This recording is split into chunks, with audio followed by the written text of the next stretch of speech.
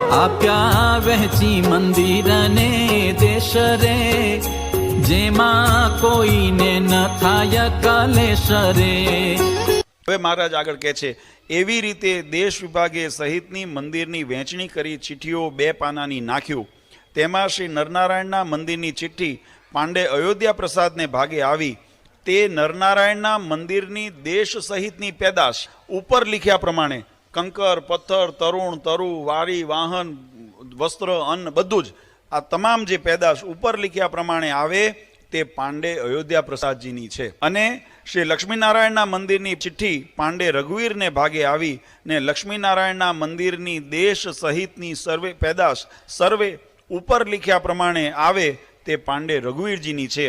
સાધુ સત્સંગીના ગુરુ કી ધારે, દેશ ઉત્તર દક્ષિણ વહેંચી દીધા રે.